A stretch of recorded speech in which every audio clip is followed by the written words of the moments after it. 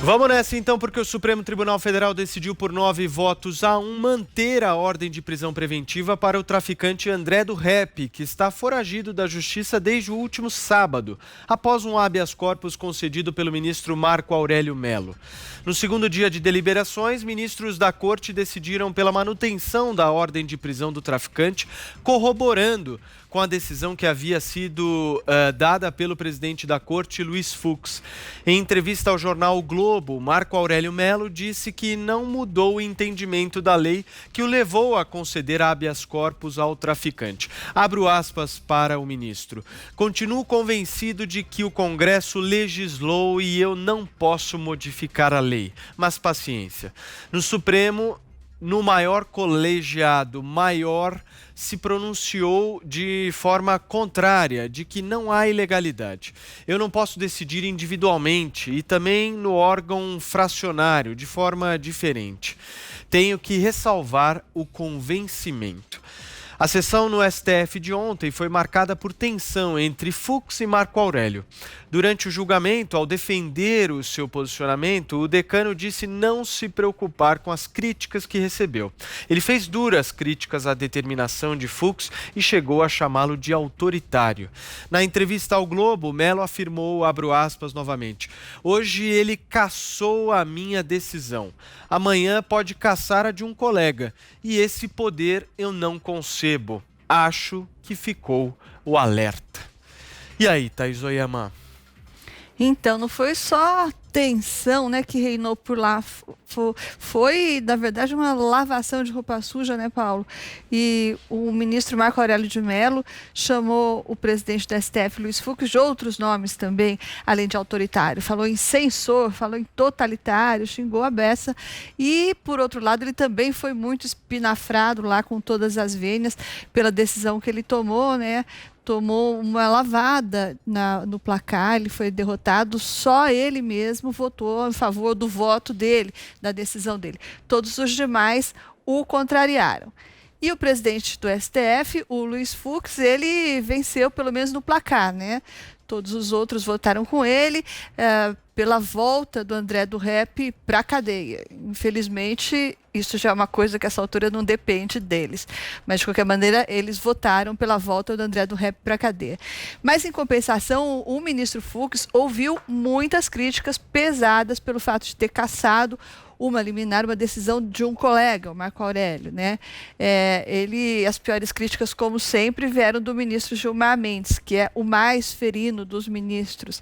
Mas aí, toda essa briga aí parece ter rendido, ou pelo menos parecia ter rendido, uma boa lição. E hoje de manhã, o ministro Fux lá estava num evento do Conjur, do site Consultor Jurídico, e disse que a partir de agora o Supremo ia passar a ser diferente. Ele disse que o Supremo do futuro será um Supremo de decisões plenárias, ou seja, vai haver cada vez menos decisões monocráticas de um magistrado só, como essa decisão aí do ministro Marco Aurélio, que causou tanta polêmica. E essas decisões monocráticas, elas não são exceção, elas têm sido a regra no Supremo Tribunal Federal, né?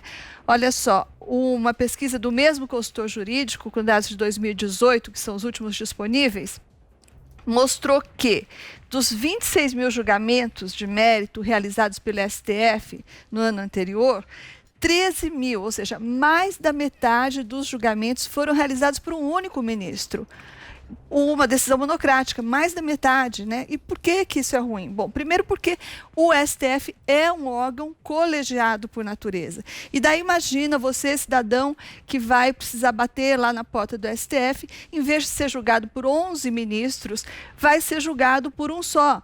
E daí fica lá ao sabor do humor desse juiz, das convicções doutrinárias desse juiz, pode ficar também ao sabor até das preferências políticas de um único juiz, né? Isso é muito menos seguro para quem está sendo julgado, evidentemente, do que a opção do colegiado, a opção de passar pelo filtro de 11 ministros que debateram, que discutiram a questão toda.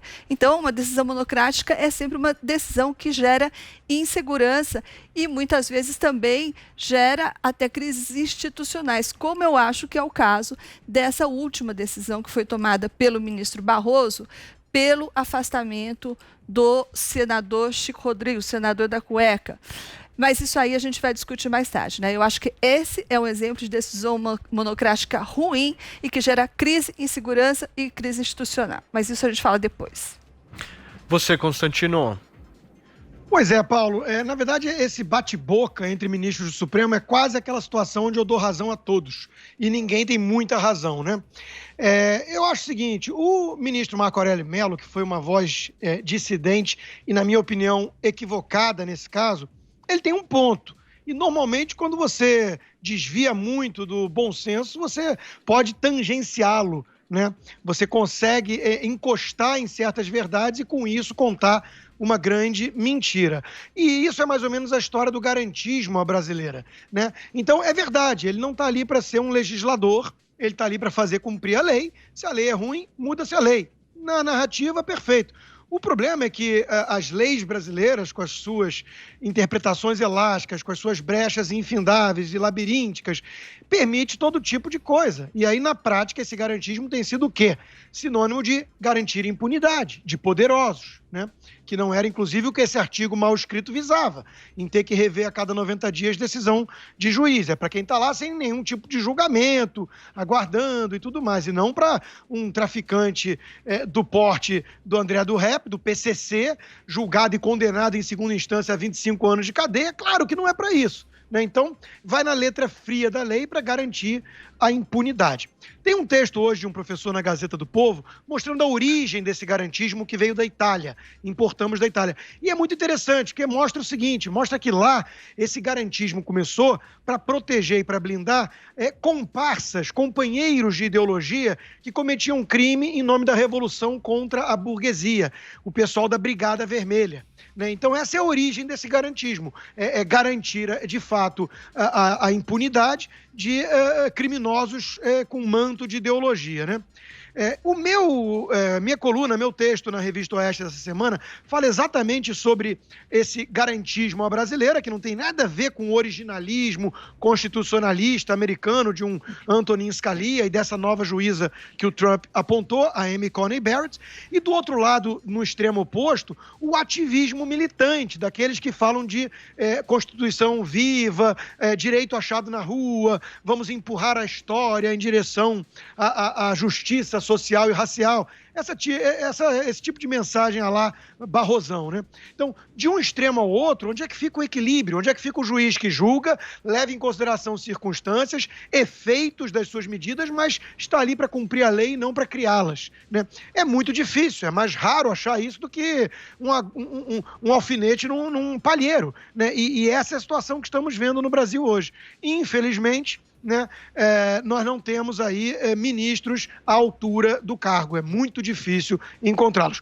O ministro, um dos menos à altura, né, e olha que é difícil a concorrência, o ministro Alexandre de Moraes deu uma entrevista nas páginas amarelas da Veja dessa semana, onde ele fala de paz, a tempestade passou com o executivo, que o governo e o presidente nunca quiseram ruptura alguma. Ele só tem que explicar as arbitrariedades que ele cometeu. E diz, num certo momento, que não considera esse Supremo Tribunal Federal progressista, e sim a Constituição progressista, e ele está lá para aplicá-la. Bom, em primeiro lugar, teria que explicar por que tantos ministros, em decisões monocráticas principalmente, acabam rasgando a Constituição, da qual deveriam ser os guardiões. Essa é a primeira questão e já derruba essa narrativa falaciosa do Alexandre de Moraes, né? Mas, além disso, repito aquilo que eu já disse várias vezes aqui, o brasileiro não quer harmonia e paz entre os poderes, ele quer independência. E isso nós não estamos tendo, né? Essa decisão que vamos falar do Barroso em relação ao senador aí com dinheiro na cueca vai nessa linha, né? É uma ingerência, ainda que o Senado mereça todo repúdio, né, por conta da sua inação, por conta da sua falta de pulso para punir de forma exemplar alguém que não tem o que argumentar, porque não é nem o batom na cueca, é o dinheiro na cueca, né? Então, infelizmente, nós vemos figuras liliputianas, né, anões morais, tocando, liderando instituições como o próprio Senado e como o próprio Supremo Tribunal Federal no Brasil, e isso tudo ajuda a destruir a credibilidade dessas instituições. Josias. A sessão de julgamento do caso do narcotraficante André do Rep, ela deixou exposta uma fratura que há muito tempo deforma o Supremo Tribunal Federal.